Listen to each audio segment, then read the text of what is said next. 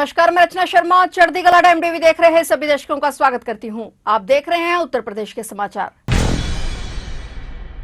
नेपाल में चल रहे आंतरिक विद्रोह और बगावत के बीच यूपी सरकार अलर्ट मोड पर है। प्रदेश की सीमाओं को सील करने के साथ साथ सोशल मीडिया पोस्ट पर निगरानी की जा रही है। पुलिस की एक विशेष यूनिट सोशल मीडिया पोस्ट पर भी निगरानी रख रही है। किसी भी तरह की भड़काऊ पोस्ट मिलने पर कार्रवाई की जाएगी। सीमावर्ती इलाकों में तनाव के हालात पर नजर रखने के लिए मुख्यमंत्री योगी आदित्यनाथ ने प्रशासन को सतर्क रहने के निर्देश दिए हैं। यूपी डीजीपी राजीव कृष्ण ने नेपाल सीमा से सटे सभी जिलों में पुलिस को 24 घंटे अलर्ट रहने का निर्देश दिया है। इलाके में अतिरिक्त पुलिस फोर्स की भी तैनाती कर दी गई है। पुलिसकर्मी लगातार पेट्रोलिंग और निगरानी कर रहे हैं और यूपी सरकार ने पुलिस मुख्यालय को सोशल मीडिया पर कड़ी नजर रखने के निर्देश दिए हैं। साथ ही कहा है कि मामला संवेदनशील होने पर तुरंत कार्रवाई करें। वहीं नेपाल में फंसे भारतीय नागरिकों की सहायता के लिए विशेष नियंत्रण कक्ष भी स्थापित किया गया है। लखीमपुर खीरी एसएसपी संकल्प शर्मा ने जानकारी देते हुए बताया कि नेपाल में जारी हिंसक प्रदर्शनों को देखते हुए यूपी नेपाल बॉर्डर पर प्रशासन अलर्ट है। प्राप्त पुलिस बल की तैनाती की गई है।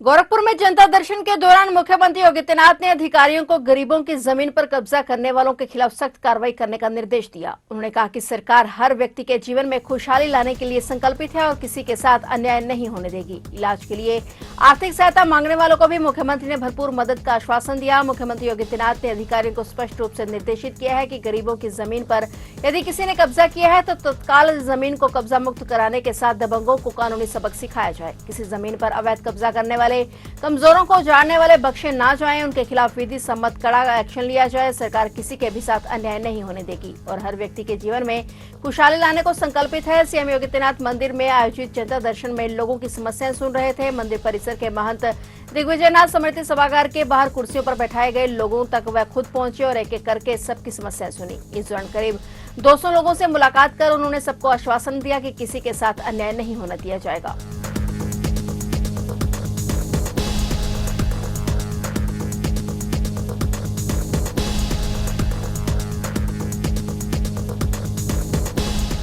सांसद राहुल गांधी 4 महीने बाद आज अपने संसदीय क्षेत्र के 2 दिवसीय दौरे पर हैं। वे 2 विधानसभा क्षेत्रों के बूथ अध्यक्षों से संवाद करके न सिर्फ पार्टी की जमीनी हकीकत को जानने की कोशिश कर रहे हैं बल्कि आम जनता की पीड़ा भी सुनने पहुंचे हैं। सर राहुल दिशा की बैठक में भाग लेकर जिले में कराए गए विकास कार्यों की नब्ज भी टटोलेंगे। इससे पहले बीते 29 अप्रैल को राहुल गांधी रायबरेली संसदीय क्षेत्र के दौरे पर आए थे। राहुल गांधी के कार्यक्रम को लेकर मंगलवार देर रात सभी तैयारियां पूरी कर ली थी और सुरक्षा के कड़े इंतजाम किए गए थे। आज दौरे के पहले दिन 10 सितंबर को सांसद राहुल गांधी ने पहले हरचंदपुर विधानसभा के लोकसभा चुनाव 2024 के बूथ अध्यक्षों से संवाद किया और फिर लखनऊ प्रयागराज हाईवे पर प्रजापति महासभा के कार्यक्रम में शिरकत की। दौरे के दूसरे दिन 11 सितंबर को राहुल गांधी सुबह 9 बजे एनटीपीसी ऊंचाहार में आम जनता जनप्रतिनिधियों से मुलाकात करेंगे। दोपहर 11 बजे बचत भवन में आयोजित होने वाली दिशा की बैठक में भाग लेकर विकास कार्यों पर चर्चा करेंगे।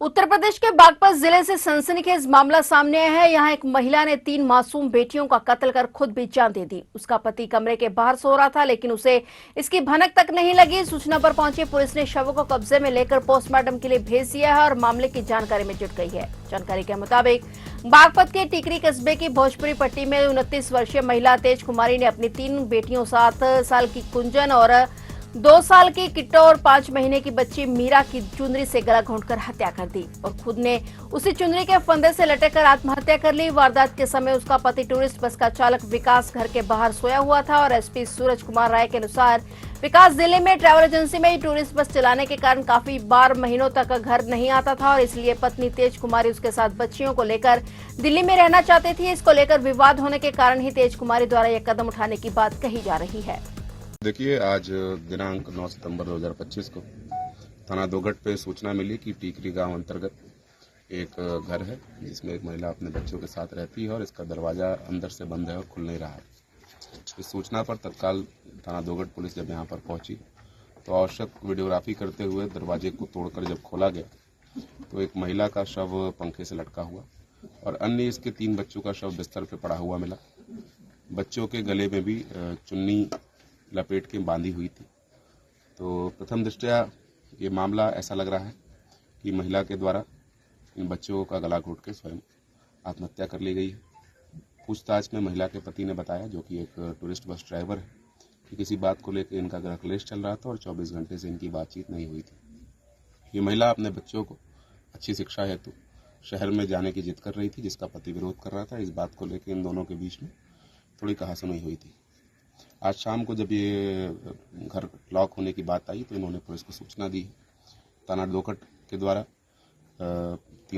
चारों शव को कब्जे में ले लिया गया है और आवश्यक पोस्टमार्टम और पंचायतनामा की कार्रवाई हेतु लखनऊ के मड़ियाव में सेवानिवृत्त सहायक अभियंता अरुण कुमार मिश्रा की गोली मारकर हत्या कर दी गई। आरोप उनकी नौकरानी रामदेवी के पति मनोज पांडे पर है, जो फरार है। पुलिस ने 4 टीमें गठित कर आरोपी की तलाश शुरू कर दी है और नौकरानी से पूछताछ जारी है। शुरुआती जांच में प्रेम प्रसंग और रंजिश की आशंका जताई जा रही है। मृतक के भतीजे नितिन मिश्रा ने आरोपित के खिलाफ मड़ियाव थाने में हत्या का मुकदमा दर्ज कराया है। पुलिस नौकरानी को हिरासत में लेकर पूछताछ कर रही है। साथ ही आरोपित की तलाश में दबिश दी जा रही है। लोक निर्माण निर्माता विभाग से सेवानिवृत्त सहायक अभियंता का शव दिलकश नगर स्थित उनके आवास के बाहर कमरे में खून से लथपथ पड़ा मिला। पुलिस लेन देन, रंजिश और प्रेम प्रसंग के बिंदुओं पर भी तलाश कर रही है।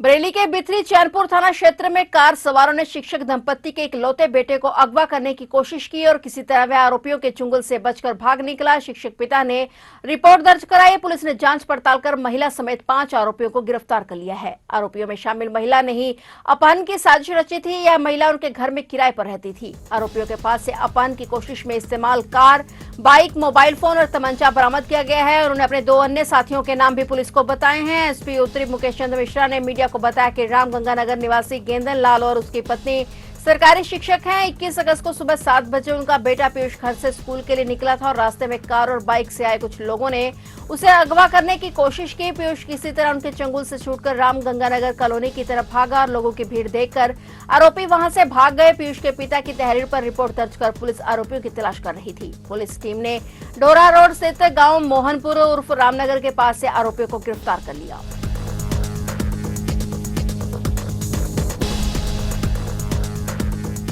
एक छोटी सी लापरवाही जिंदगी को दर्दनाक मोड़ पर ला देती है। ऐसी एक दिल दहला देने वाला हादसा बांदा कोतवाली क्षेत्र के भवई गांव में हुआ, जहां खेल खेल में एक मासूम बच्ची ने अपनी जिंदगी गंवा दी। गांव निवासी इस्तियाक मंसूरी की 2 साल की नन्ही बिटिया रोज की तरह घर के आंगन में खेल रही थी। उस मासूम को क्या मालूम था कि खेलते खेलते वह अनजाने में जिंदगी और मौत के बीच फंस जाएगी। आंगन में ही हैंडपंप के पास पानी से भरा टब रखा हुआ था। खेलते खेलते वह नन्ही परी टब के करीब पहुंच गई और अचानक उसका संतुलन बिगड़ गया और पल भर में वह उसी पानी के टब में समा गई। घर में उस वक्त कोई मौजूद नहीं था और पिता बाहर गए हुए थे।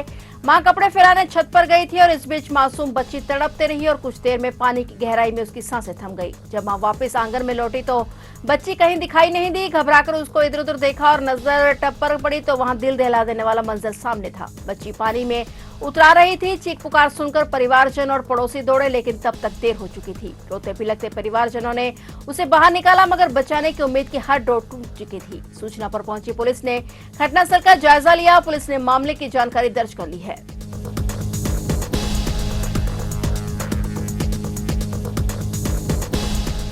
बुजुर्गों के प्रति सम्मान की परंपरा को शर्मसार करते एक घटना यूपी के बागपत जिले से भी सामने आई है। सिंगावली अहीर थाना क्षेत्र के बसोद गांव में एक पोते ने अपनी 80 वर्षीय दादी के साथ अमानवीय व्यवहार करते हुए उन्हें पहले चारपाई से गिराया और फिर बेरहमी से पिटाई की। यह पूरी वारदात सीसीटीवी कैमरे में कैद हो गई और वीडियो वायरल होते ही लोगों में भारी रोष फैल गया। आरोपी युवक फरमान बिना किसी उकसावे के अपनी दादी पर टूट पड़ता है और वह पहले चारपाई पर लेटी महिला को नीचे गिरा देता है और फिर लगातार पीटता रहता है, जबकि बुजुर्ग महिला खुद को बचाने का प्रयास करती हैं।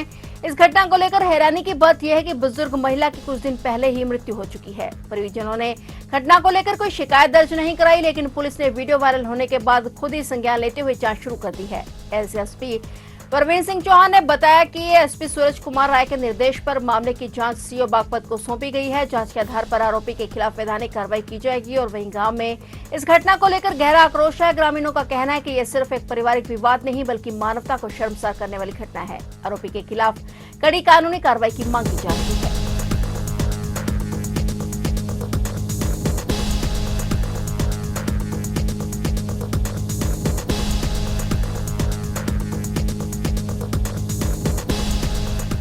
तो आप देख रहे थे उत्तर प्रदेश के समाचार। और नए समाचारों के साथ फिर से हाजिर होंगे। तब तक के लिए देखते रहिए चढ़ती कला टाइम टीवी और मुझे दीजिए इजाजत। धन्यवाद।